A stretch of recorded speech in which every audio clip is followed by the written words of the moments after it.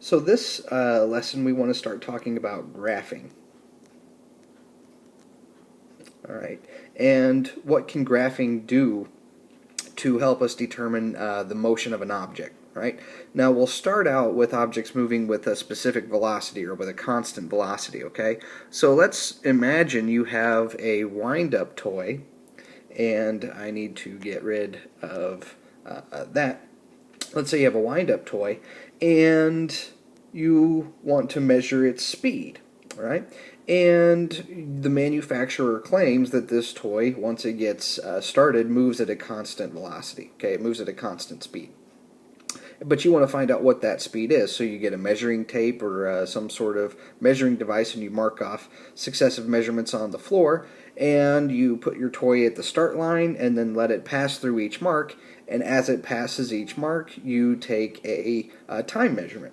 So we'll have our time measurements in this column, and we'll have our distance measurements in this column.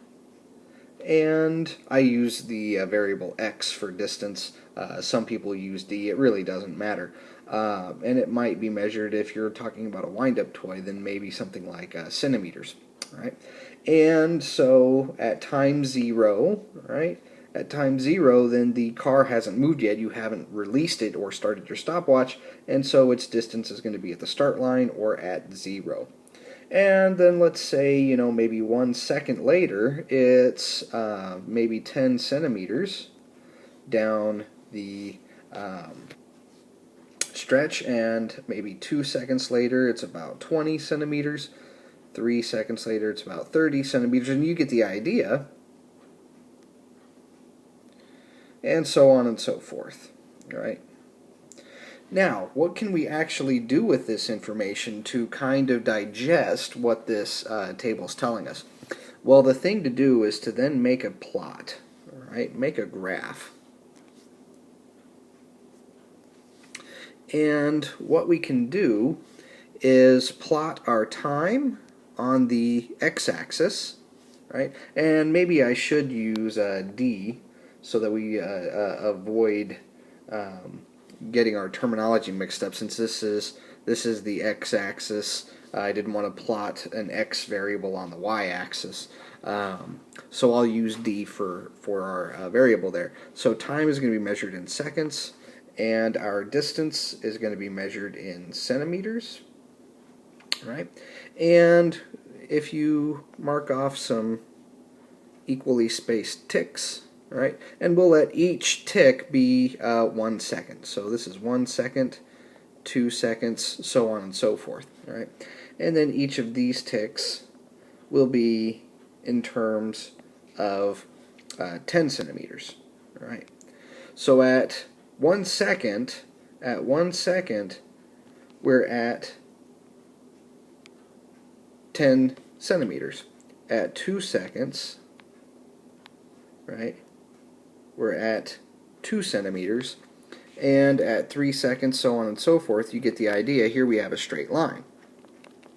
And what we can do is draw the best line that goes through all of our data points, and in this case the line is linear. And what does this line actually tell us? Well, if you remember, there's something about a straight line called the slope. Okay? And the slope is equal to the rise between 2 points over the run between 2 points. Now, with a perfectly straight line, it doesn't matter what 2 points you take. The rise over the run between the 2 points that I have right here will be the same as the rise over the run between these 2 points. It'll be the same as the entire data set as a whole. So for a perfectly straight line, it won't matter. All right, but what does this rise over run actually tell us? All right, what does the rise over the run actually tell us? Well, let's go back and look at these 2 points. And this had the point 1, 2, 3, 4, 5. 1, 2. Oh, it should actually be point number 4. it should be that line right there. My sketching is just a tad off. But no worries. Alright, so this point has the coordinates 4, 40, while this point has the coordinates 2 and 20. Alright, so we have 4 and 40 and 2 and 20. Now, the rise over the run formula, okay, is our change in our y values over our change in our x values. Okay, so rise over run is the change in y values over the change in x values. Or in this specific case,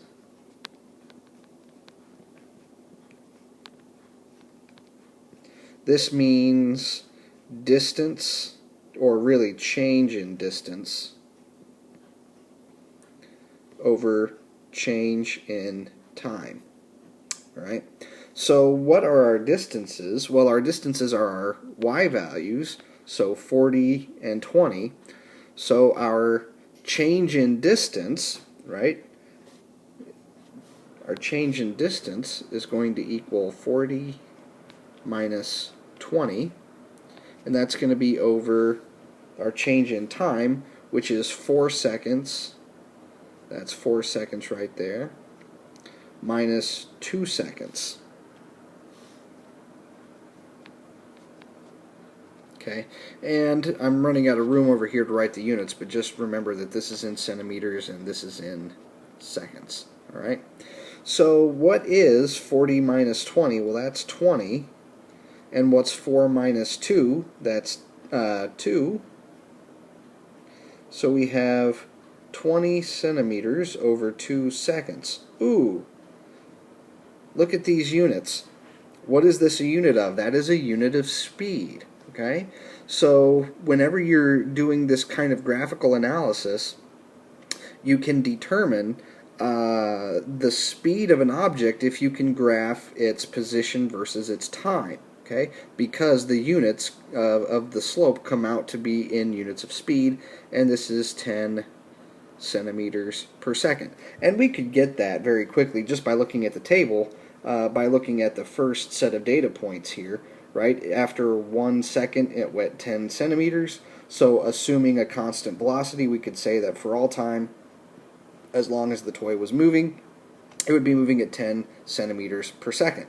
And that's exactly the intervals that it increases in distance 10 centimeters for every increment of 1 second, every second that goes by. Okay, so the slope, the bottom line for this is that the slope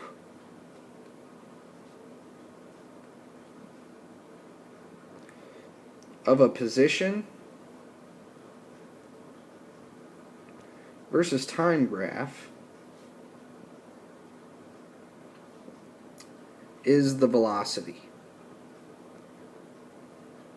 Or equivalently, if it's only moving in one direction and its speed, its direction is uniform, then it's speed. Okay, but that is the bottom line here. Now, to kind of drive this home, let's go back to the equation for velocity. Remember, velocity equals, and right now we're talking about average velocity equals distance over time, and we can rearrange this formula for distance. D equals, if I multiply both sides by t, I get D equals VT. Well, here I have my y value, on my graph, that was my y-axis value, and time was my x-axis value. So if you go back to algebra, then D would be your y, t would be your x, and this equation has the same form as y equals mx.